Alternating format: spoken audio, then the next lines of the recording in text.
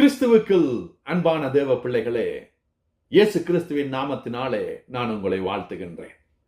March மாதம் 1ஆம் தேதி 2025 வருடம் இந்த நாளிலே இந்த வீடியோவை பார்த்து கொண்டிருக்கின்ற உங்கள் ஒவ்வொரு பேரையும் கர்த்தர் ஆசீர்வதிப்பாராக.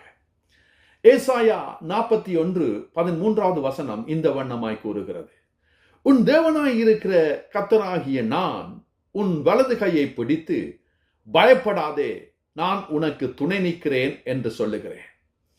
இந்த வானம், பூமி, சமுத்திரம், மச்சம், ஆகாயங்கள் எல்லாவற்றையும் உண்டாக்கின அந்த தேவன் என்ன செய்கிறார் என்றால் எங்களுடைய வலக்கையை அங்கே பிடித்திருக்கின்றாரா.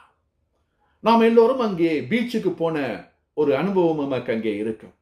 பீச் கரையோரத்தில் இருந்து கடலை நோக்கி நாம் அங்கே நடந்து போகின்ற வேளையிலும் கூட காற்று அங்கே பலமாய் அடிக்கும், அலைகள் வந்து மேலே அங்கே மோதும். அந்த வேளையிலும் கூட நாம் ஒரு பேலன்ஸ் அற்ற தன்மையை நாம் அங்கே உணர்வோம். ஒரு தள்ளாடுகிற தன்மையை நாம் அங்கே உணர்வோம். பக்கத்தில் யாராவது இருந்தால் அவர்களுடைய கையை பிடித்துக் கொள்வதற்கு நாங்கள் அங்கே முயற்சிப்போம், அல்லது ஒரு பாறையை நாம் அங்கே பிடித்துக் கொள்வதற்கு நாம் அங்கே முயற்சிப்போம்.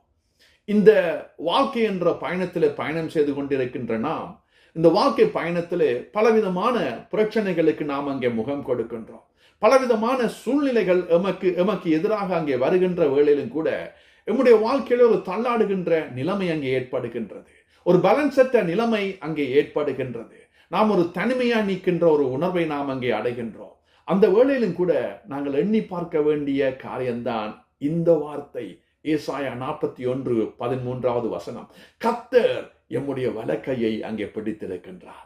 அவர் வலக்கையை மாத்திரம் அங்கே பிடித்துக் கொள்ளவில்லை. அன்பானவர்களே, எங்களுடைய முகத்தை பார்த்து ஆண்டவர் அங்கே சொல்லுகின்றார், பயப்படாதே, நான் உனக்கு துணை நிற்கின்றேன் அப்படி என்று சொல்லி அங்கே ஆண்டவர் சொல்லுகின்றார். இந்த நாட்களிலும் கூட நீங்கள் உங்களுடைய வாழ்க்கையிலே அங்கே பிரச்சனைகளுக்கு கூட நீங்கள் அங்கே போய்கொண்டிருக்க கூடும். ஒரு தனிமையை உங்களுடைய வாழ்க்கையில நீங்கள் அங்கே உணரலாம்.